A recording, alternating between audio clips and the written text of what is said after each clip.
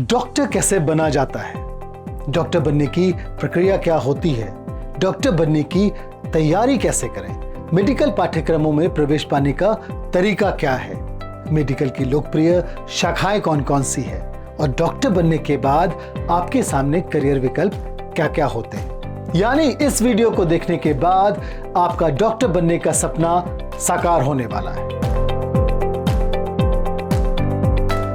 दोस्तों, मेरी नजर में ऊपर सबका रखवाला भगवान है, तो धरती पर उन्हीं का दूसरा स्वरूप डॉक्टर है। जी, यह इज्जत है एक डॉक्टर का हम सबके नजर में। वैसे आज डॉक्टर बनना बहुत आसान है, बशर्ते आप दृढ़ निश्चयी, परिश्रमी और धैर्यवान हो। साथ ही साथ डॉक्टर बनने के लिए आपका communication skills, emotional intelligence, problem solving skills, attention to detail skills, decision making skills अच्छा होना बहुत जरूरी है। सदा ध्यान रहे, डॉक्टर बनने के लिए छात्रों को पूरी लगन और मेहनत के साथ पढ़ाई करना होता है। आपको पता ही है, आज मेडिकल की पढ़ाई में मेहनत के साथ साथ खर्च भी बहुत ज्यादा है। पर हाँ, आज के समय में अगर आप डॉक्टर बनने का ख्वाब रखते हैं तो खर्च या पैसा किसी रूप में बाधा नहीं बन सकता, क्योंकि वर्तमान सरकार ने बच्चों के शिक्षा को बिना किसी दिक्कत के चलाने के लिए बहुत सारे स्कॉलरशिप, ग्रांट और बैंक लोन की सुविधा का उत्तम प्रबंध कर रखा है। यही नहीं, डॉक्टर बनने की तैयारी के दरमियान आप ई लर्निंग, ई शिक्षा जैसे सरकारी ऐप से फायदा भी ले सकते हैं। डॉक्टर बनने के लिए छात्रों को 12वीं में फिजिक्स, केमिस्ट्री और बायोलॉजी यानी पीसीबी पढ़ना होता है, जो कहीं से भी आसान तो नहीं है। यही नहीं, छात्रों को प्रत्येक विषय में न्यूनतम 50% अंक होना जरूरी भी होता है और डॉक्टर बनने के लिए छात्र की आयु कम से कम 17 वर्ष होनी चाहिए। दोस्तों, विद्या लाइव आपको शिक्षा में सही विकल्प की जानकारी देता है और आपका मार्गदर्शन करता रहा है। विद्या लाइव पर आप एजुकेशन, एम्प्लॉयमेंट तथा प्रतियोगी परीक्षाओं से संबंधित लेटेस्ट जानकारी प्राप्त कर रहे हैं। यदि आपको यह जानकारी तुरंत चाहिए तो हमारी YouTube, Facebook, Instagram, Twitter page को जरूर लाइक करें तथा विद्या लाइव को सब्सक्राइब करना तो बिल्कुल भी नहीं भूलें। दोस्तों, आज के इस कंपटीशन के दौर में डॉक्टर बनने के लिए आपको छठी कक्षा से ही पीसीबी यानी फिजिक्स, केमिस्ट्री और बायोलॉजी की तैयारी शुरू कर देनी चाहिए और क्लास 6 से ही पीसीबी पर पूरी पकड़ बना लेनी चाहिए, क्योंकि जब आप 10वीं पास कर 11वीं में प्रवेश लेते हैं तो साइंस स्ट्रीम में आपके समक्ष मेडिकल और नॉन मेडिकल के 2 विकल्प मिलते हैं। इनमें से आपको मेडिकल सेलेक्ट करना होता है।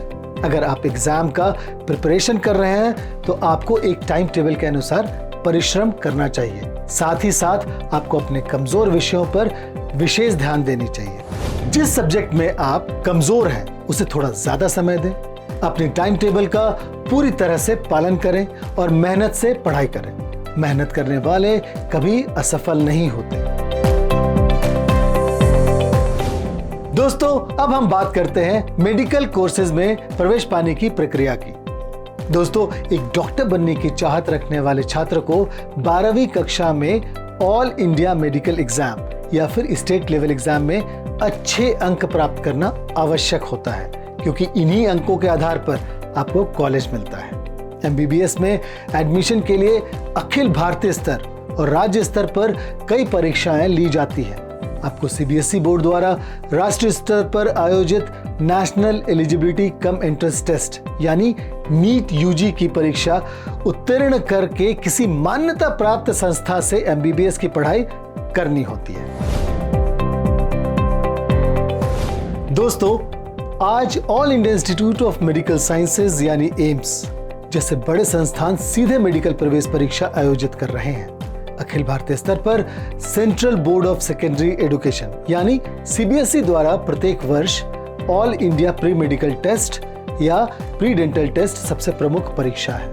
इसके अतिरिक्त Uttar Pradesh combined pre medical test CPMT, Guru Gobind Singh Indraprastha university या IP university Delhi, Wardha medical college Wardha, armed forces Pune medical entrance आयोजित करने वाले कुछ प्रमुख संस्थान हैं। दोस्तों, आमतौर पर एमबीबीएस कोर्स की अवधि 4.5 वर्ष की होती है, इसके सफलतापूर्वक पूरा करने के बाद अनिवार्य रूप से किसी मेडिकल कॉलेज में 1 वर्ष की इंटर्नशिप करनी होती है। इस तरह MBBS का कोर्स कुल 5.5 वर्षों में पूरा होता है। कोर्स सफलतापूर्वक पूरा करने के बाद MCI यानी मेडिकल काउंसिल ऑफ इंडिया द्वारा प्रमाणित डॉक्टर के रूप में MBBS की डिग्री प्रदान की जाती है।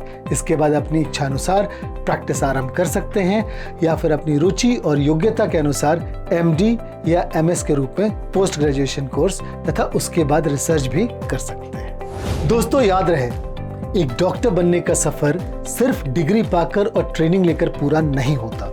समाज में अपनी ऑथेंटिकेशन दिखाने के लिए आपको रजिस्टर होना और किसी विशेष डिपार्टमेंट में सर्टिफाइड होना आवश्यक है। यह प्रमाण देता है कि आप अपनी सेवा समाज में देने योग्य हैं और आप पर भरोसा किया जा सकता है। तो दोस्तों, आज के इस वीडियो में इतना ही। इस वीडियो में विद्या लाइव ने आपसे डॉक्टर बनने की पूरी प्रक्रिया पर बात की। अगले वीडियोस में विद्या लाइव आपको MBBS के देश और विदेश के टॉप कॉलेजों और MBBS के विभिन्न आयामों पर चर्चा करेगा। यदि इस जानकारी से संबंधित आपके मन में किसी प्रकार का प्रश्न आ रहा है अथवा इससे संबंधित कोई और जानकारी प्राप्त करना चाहते हैं तो कमेंट बॉक्स के माध्यम से आप हमें पूछ सकते हैं या विद्या लाइव की ऑफिशियल ईमेल ID info@vidyalive.com पर लिख सकते हैं। शुक्रिया।